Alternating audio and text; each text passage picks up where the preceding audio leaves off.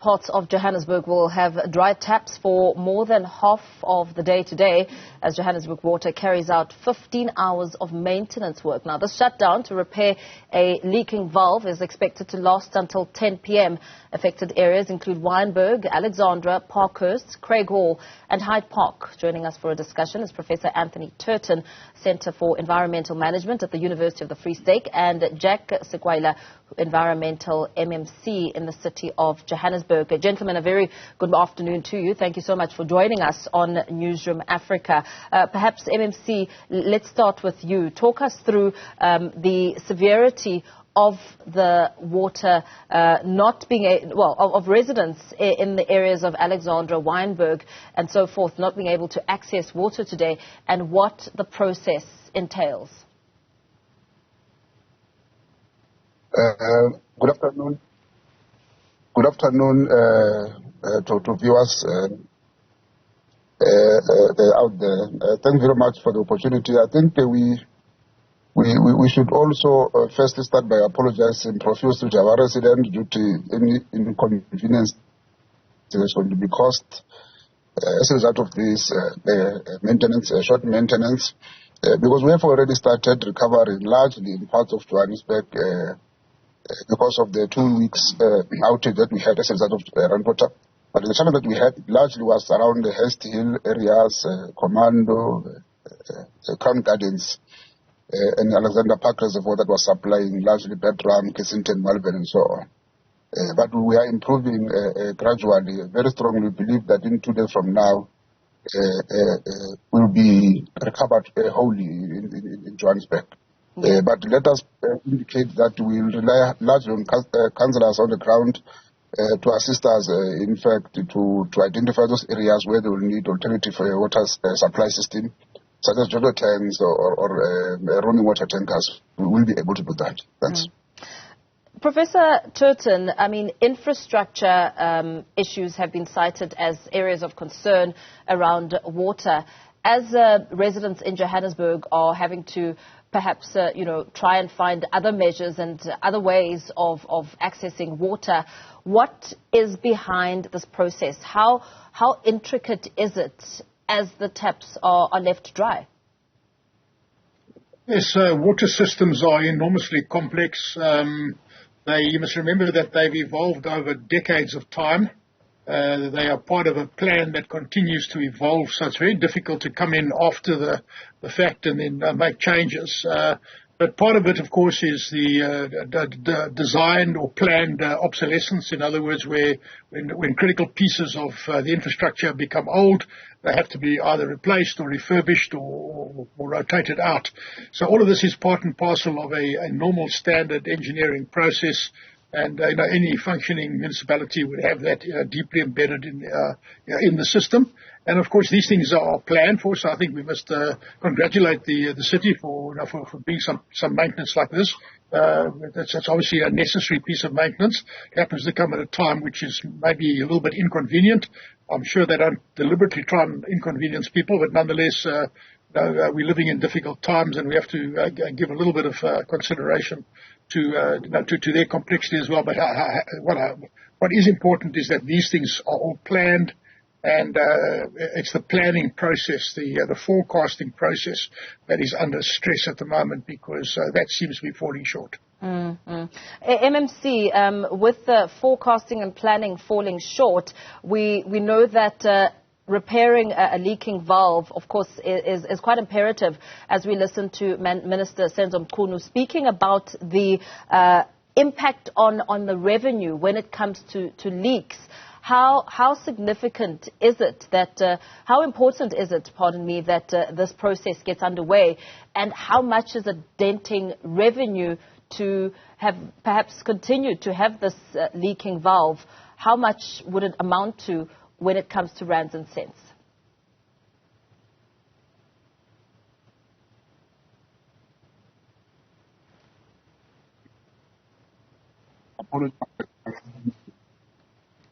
MMC, are you still there? Okay. Yes, I'm still here. Okay, I don't know how much of my question you got. No, apologies. I'm using my gadget. I think I was just declining the call. Apologies for that. look, we are behind the city of Johannesburg.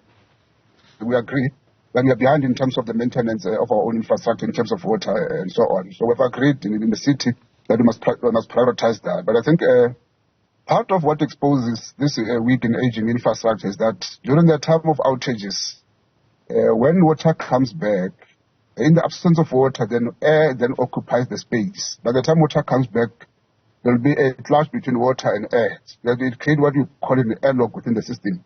And that airlock, that condition, if we don't take out the air inside this pipe, then the pressure goes to where the pipes are weak, and then you experience the pipe burst and so on.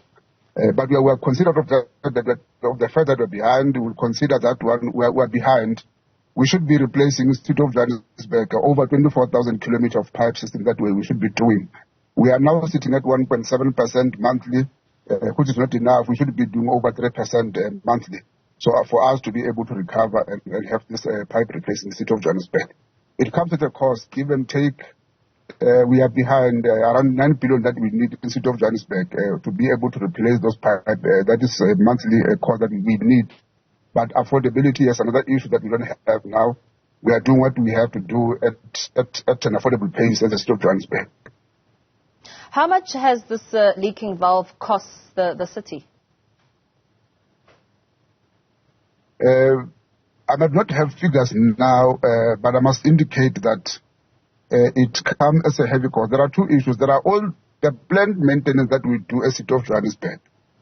Now, there are those maintenance that we do after we would have experienced an outages of water. Such are unplanned, but otherwise the figures are in twofold. I don't have exact figures in terms of this valve, but we're talking about the valve, and also we're talking of the pipe system themselves. If we repair a pipe here in 2-3 meters again, after 2-3 days, then the pipe bursts again. So it doesn't serve any purpose. So all the view that we must replace the whole entire system, the whole entire pipes, let's not deal with the leaks as and when they're okay. But we're behind, we agree. We'll need more funds to be able to do that. We'll also look if we can get money somewhere else where we can borrow to be able to afford this particular pipe maintenance. Professor Turton, water shifting has been cited as a management system when it comes to addressing water shortages in various areas. Perhaps give us a sense of how that would work and what it essentially means to be water shifting. Yes, well, water shifting is to the water sector what load shedding is to the energy sector. So you're pretty much just trying to put water in a preferential way, in a sequential way, from one water reservoir to another. However, what the MMC just said, I would just like to amplify what he said. When pipes run dry and air enters the system, this is unlike an electricity system. You know, in an electricity system, in the national grid, for example, when you turn your power switch on, instantaneously at the speed of light, you've got energy over the entire system. This does not happen in water. The water mains are big, they're large bore pipes. It can in fact take up to 18, 24 hours, maybe even up to a week or so in some cases, fully flood the system. So when the system is allowed to run dry between these events, you get air coming into the system, and what then happens is that air goes through the system at very, very high speed in what is known as, the NMC mentioned an airlock, but you get another thing called an air hammer, hydraulic hammer, and those hydraulic forces are massive. And typically what happens, as the MMC correctly says, when you repair a pipe here now, within a short period of time, the next joint down the pipe is going to go for that very reason. So in other words, water shedding or water shifting in and of itself is not without risk. What this does is it accelerates the failure. And you know where we are now is we are in an advanced state of systemic failure.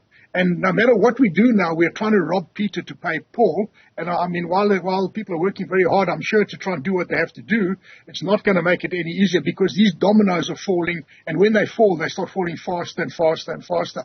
The repair of one thing now immediately triggers something else in the system. That's just how complex systems work. And this is how the engineering systems are designed like that, and that's why they've got redundancy built into the systems. But unfortunately, our state of degradation is fairly advanced, so we no longer have those redundant processes in the system. So I'm afraid it's going to just be like this for a period of time now, until hopefully they can restore some level of stability back to the system.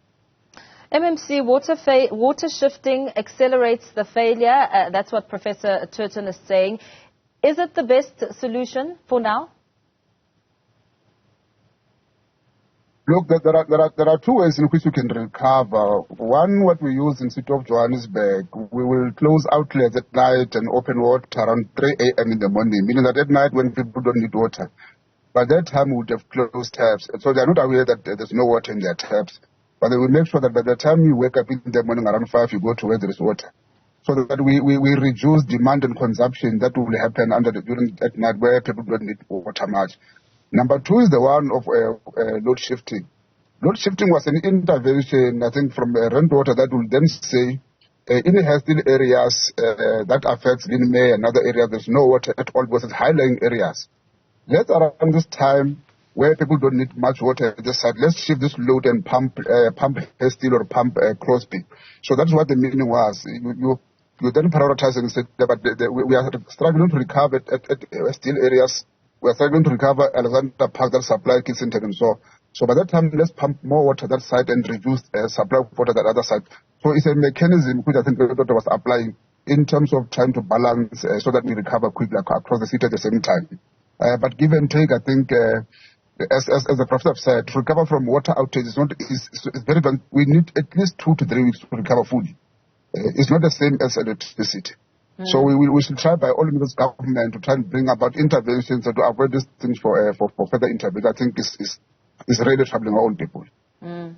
Professor Turton, what would a well-organized management plan look like? Well, the standards, the engineering standards to which all of our systems are designed is based on a thing called a 98% assurance of supply. So that means that 98% of the time you have to guarantee 6 things. You've got to guarantee a given volume of water, a given quality, a given pressure, a given time, a given place, and a given price. Those are the 6 elements of assurance of supply. And you're allowed to break down in 2% of the time. In other words, you're allowed to break down in numerical terms once in 50 years. That's what the design standard is for. And that's a very high design standard. It's a first world design standard. And in order to do that, what they build into the system is redundancy. So you typically build 48 hours worth of buffer capacity in the system. So if you can buffer the system for long enough, then you can isolate a certain part of the system. For example, if there's a valve that needs to be changed out, you can isolate just that part of the system because there's still buffer capacity elsewhere in the system.